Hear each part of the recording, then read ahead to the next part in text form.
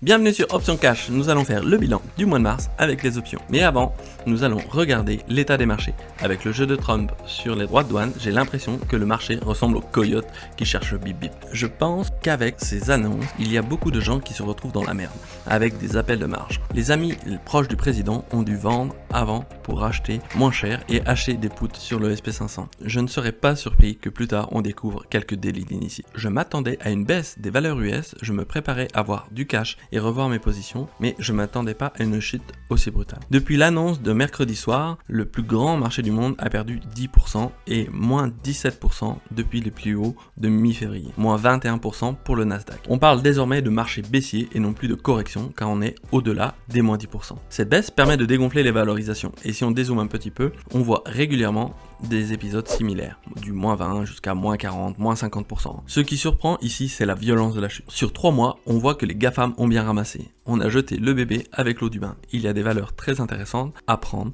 pour celui qui a fait ses recherches sur les valeurs fondamentalement décotées. Statistiquement, le mois d'avril est le meilleur mois de l'année pour la bourse. Je suis curieux de voir comment Mr Market va rattraper cette belle chute. Cette chute offre vraiment des opportunités pour celui qui a du cash. Mais on devrait encore baisser d'autant et venir chercher les niveaux de 2022 qui ne datent pas de si longtemps que ça. Surtout que la semaine prochaine, on aura les chiffres de l'inflation US qui ne devraient pas être terribles et vendredi, on a le début des balles des résultats d'entreprise pour le premier trimestre 2025 en commençant par JP Morgan, BlackRock, Morgan Stanley. Les autres bancaires suivront la semaine d'après. Concernant les trades du mois de mars, commençons par les trades que j'ai fermés.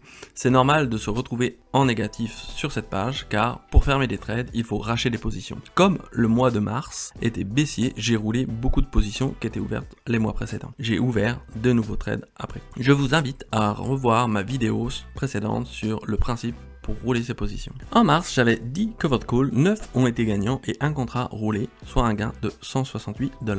Les cash secure put, 14 contrats étaient ouverts et pour les fermer, j'ai fait une perte de 493$.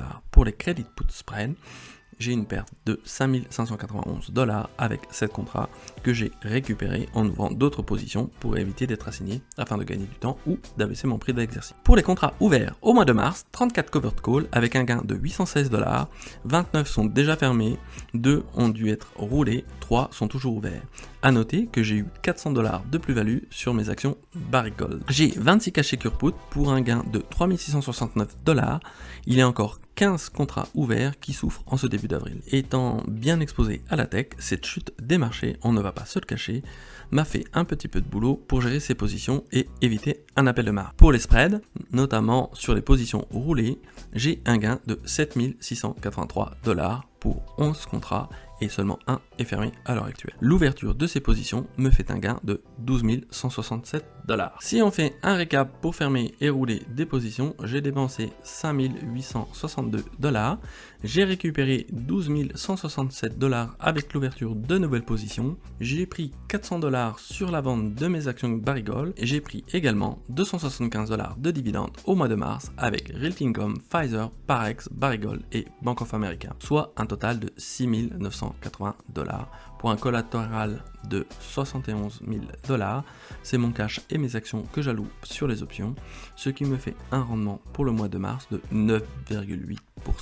Attention, c'est à relativiser car, comme je l'ai dit précédemment, début avril m'a secoué un peu sur les positions qui sont toujours ouvertes. On verra ça dans la prochaine vidéo. Merci pour ton like, abonne-toi pour ne rien manquer. Je te laisse une vidéo pour apprendre à rouler tes options et à bientôt sur Option Cash.